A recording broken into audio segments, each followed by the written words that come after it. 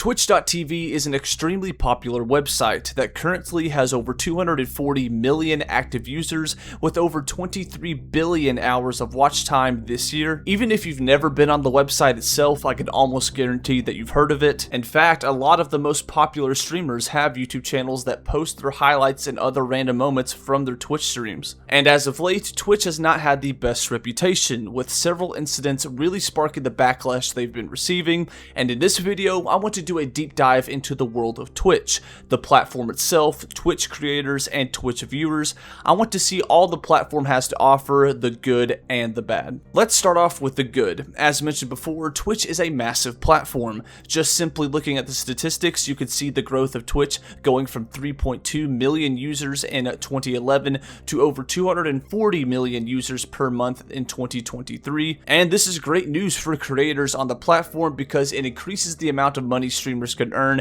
and gives more exposure to newer streamers that are trying to build their audiences. Twitch also beats competitors like YouTube in live viewing hours, so if you ever plan on streaming, you definitely want to be on Twitch. Twitch is also a great platform for growing a close community. Viewers can pop in and chat with streamers directly, and they can also donate if they choose to. Viewers can also earn in-game rewards called Twitch drops by watching certain live streams on Twitch. I remember personally receiving drops back when Rocket League had in-game rewards for watching their esports streams, and I thought that was very cool. The platform itself is also very diverse. A ton of categories exist on the platform, from just chatting, popular games like Escape from Tarkov and GTA 5, even categories that showcase music streams and art. Twitch also makes it easier for creators by supporting third-party tools like OBS Studio and Streamlabs, and even tools like Restream.io that will allow creators to stream on other platforms simultaneously to grow a bigger audience. Twitch creators also have the potential to earn money through monetizations on their streams.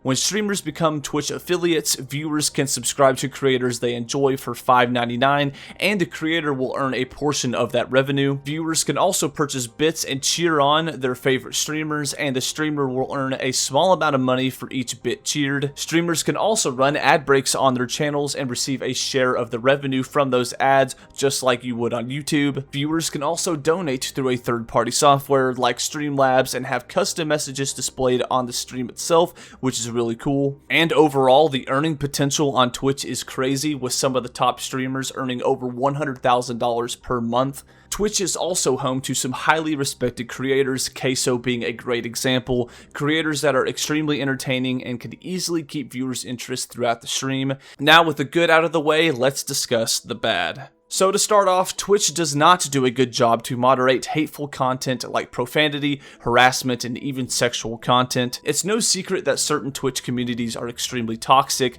especially on games like Overwatch and CSGO, games that are notorious for just being hateful. Some chatters out there are just straight up unhinged, and they just say the most blatant racist, sexist, and other homophobic phrases just because they can. Not every chat is like this, of course. It's really up to the streamer to realize if the chat is being toxic or if the hate, in quotations, is really just jokes and banter. And usually streamers have bots in the chat like AutoMod to help filter out inappropriate messages. Swatting has also been a problem in the past, where a viewer finds out where a streamer lives and calls in a fake 911 call, and a SWAT team arrives to the streamer's house and basically chaos ensues. On a side note, the people that do these swatting fake calls are honestly the biggest cowards to ever exist, in my opinion. And when it comes to sexual content, back in September of 2022, there was a streamer, Kamika, who legit had sex on stream and was banned for a total of 7 days.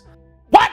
Obviously, this was a clear violation of Twitch's community guidelines, but for some reason she was let off the hook after a week, which is ridiculous. And surprisingly enough, her account is still up on Twitch, but everything is removed on it. Over the years, Twitch has had some problems with sexual content and actually updated their policies regarding it, and basically they said that sexual content is still going to be on Twitch, however it will not be shown on the homepage, and creators will have to put a label on the stream to show that it has sexual themes. So that's cool, I guess. Viewers on Twitch also complain a lot about excessive ads on the website. Ads are often unskippable and can easily interrupt key and fun moments in the stream and can result in viewers leaving the platform. Every stream now, I get an average of 8 ads per 20 minutes, which is outright fucking ridiculous. It completely blocks out missable moments in streaming history and is a massive hindrance. The amount of ads has significantly diminished the appeal of the website as a whole, and installing up to 6 different ad blockers doesn't solve the problem at all. It has made Twitch an unwatchable platform in its vanilla state. Twitch partners are required to run at least 3 minutes of ads per hour,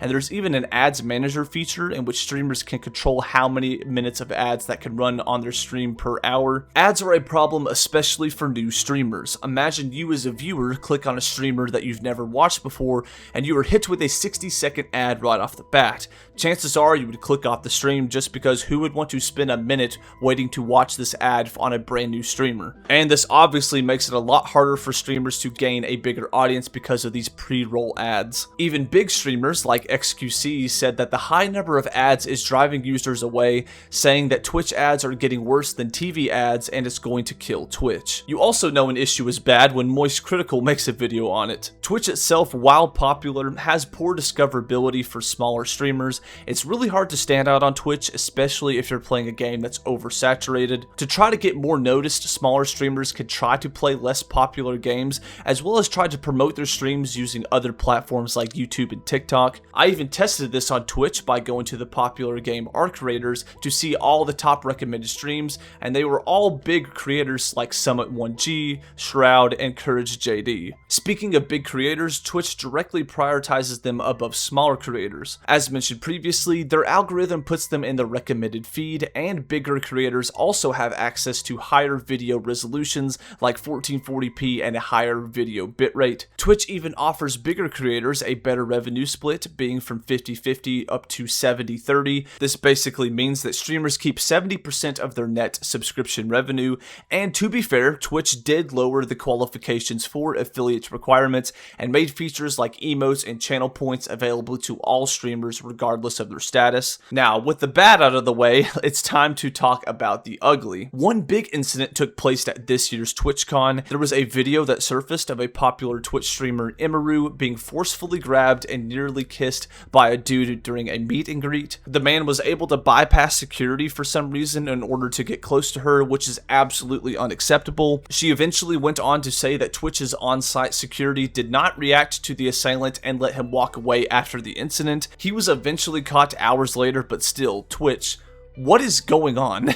After the incident, Twitch eventually made a statement saying that although Twitch works very hard to try to keep TwitchCon attendees safe and to prevent incidents like this from happening, we failed to do both things in this case to keep Imaru safe and to prevent the assault from happening. We deeply regret the distress we caused for Imaru, our other creators, and the entire community. In recognition of Imaru's advocacy, Twitch will be making a donation to support non-profit organizations working to prevent sexual violence. More details on that to follow soon. And to the surprise of no one, this response was very poorly received, and even a big creator, Asmongold, said, "How can we expect you to take assault seriously at your events if you can't even ban people who have committed assault 4 times on 2 separate people on your platform?" And this is what we will get into shortly. It's also hilarious to see that readers added context twice to this quote-unquote apology, with the context saying, "Twitch has lied on several occasions regarding the incident, letting the assailant go after the attack and withholding evidence from authorities.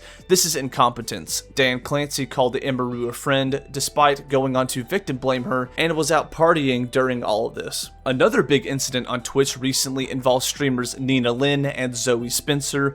Both have been hated on for sexually assaulting a guy named Saeed, with a video surfacing showing both of them forcefully grabbing and assaulting him in front of other people, as well as doing the same thing by throwing him on a bed. And it's really just disgusting behavior. And in response to this, Twitch, being the great platform it is, banned Nina Lynn for a whole week. Like, seriously? And as I'm making this video, she's live right now doing some yoga. I mean, you just can't make this up. The thing is, there is more that I can get into, namely the situation involving Emeru and Mizkif, in which Emeru revealed Mizkif's toxic and aggressive behavior towards her, and even streamer Hassan, who fell into controversies for shocking his dog Kaya when she would walk out of frame on his stream. It's really sad to see that Twitch doesn't care at all about Assault and has an obvious bias towards bigger creators, as they can get away with breaking rules that smaller creators can't, and it really frustrates me. Business-wise, it does make sense to prioritize the bigger streamers as they generate Twitch more money, but morally it's just very scummy. And that's really my biggest problem with Twitch, is some of the bigger creators, because some of them just seem like douchebags. And with all the negative events happening on the platform, Twitch's credibility keeps falling further and further down. The platform is not perfect by any means, but I really don't think it's going anywhere anytime soon.